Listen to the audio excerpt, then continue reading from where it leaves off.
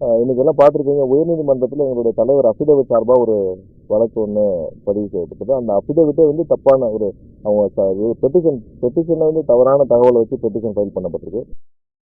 நாங்கள் முதல் அஃபிடவிட்டை ஒன்று ஃபைல் பண்ணியிருந்தோம். ஸோ அதில் ஒரு சில எஃப்ஐஆர் எல்லாம் விடுபட்டு போயிருந்துச்சு. அந்த எல்லாம் நம்பர்ஸ் எல்லாம் சரி பண்ணி நாங்கள் திரும்ப ஃபைல் பண்ணியிருந்தோம். ஃபர்ஸ்ட் அஃபிடவிட் என்ன ஃபைல் பண்ணியிருந்தோமோ அதையும் அப்புறம் ரெண்டாவதும் அவங்க இதை எடுத்து போட்டாங்க. அதுவும் அசையும் சொத்துக்கும் அசையா சொத்துக்கெல்லாம் டிஃப்ரென்ஸ்லாம் இல்லை. ஸோ அஃபிடவிட்டில் தவறான தகவலோடு வந்துச்சு. இன்னொன்று அதெல்லாம் இன்றைக்கி அது மாதிரியான பெட்டிஷன்ஸ் எல்லாமே எல்லாருடைய நிறைய பேருக்கு அது மாதிரியான பெட்டிஷன்ஸ் ஃபைல் பண்ணினாங்க. ஸோ எலெக்ஷன் கமிஷன் இந்த அஃபிடவிட் டிஃப்ரென்சஸ்க்கு வந்து ஃபார்ம் 26க்கு ஏதாவது இஷ்யூனா அவங்க வந்து தனியாக தான் ஃபைல் பண்ணணும். இங்கே ஃபைல் பண்ணக்கூட எலெக்ஷன் கமிஷன் தான் பண்ணணும்னு சொல்லி எல்லாத்தையும் டிஸ்கஸ் பண்ணியிருக்காங்க. பட் இதுக்கு மட்டும் அவங்க வந்து இந்த டிஃப்ரென்ஸை அவங்க தவறான தகவலோட அந்த விக்னேஷ்ன்ற ஒரு நபர் வந்து ஃபைல் பண்ணியிருக்காரு.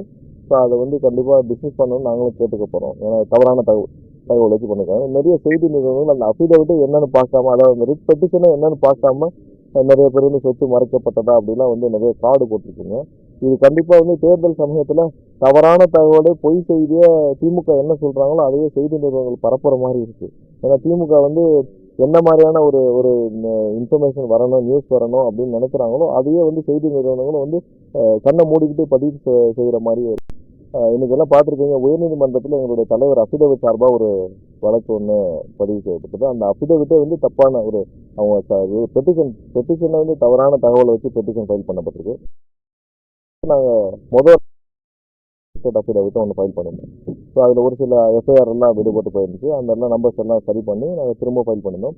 ஃபர்ஸ்ட் அஃபிடவிட் என்ன ஃபைல் பண்ணியிருந்தோமோ அதையும் அப்புறம் ரெண்டாவதும் அவங்க இதை எடுத்து போட்டாங்க. அதுவும் அசையும் சொத்துக்கும் அசையா சொத்துக்கெல்லாம் டிஃப்ரென்ஸ்லாம் இல்லை. ஸோ அஃபிடவிட்டில் தவறான தகவலோடு வந்துச்சு. இன்னொன்று அதெல்லாம் இன்றைக்கி அது மாதிரியான பெட்டிஷன்ஸ் எல்லாமே எல்லாருடைய நிறைய பேருக்கு அது மாதிரியான பெட்டிஷன்ஸ் ஃபைல் பண்ணினாங்க.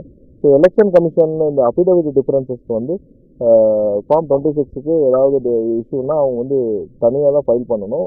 இங்கே ஃபைல் பண்ணக்கூட எலெக்ஷன் கமிஷன் தான் பண்ணணும்னு சொல்லி எல்லாத்தையும் டிஸ்கஸ் பண்ணியிருக்காங்க. பட் இதுக்கு மட்டும் அவங்க வந்து இந்த டிஃப்ரென்ஸை அவங்க தவறான தகவலோட அந்த விக்னேஷ்ன்ற ஒரு நபர் வந்து ஃபைல் பண்ணியிருக்காரு.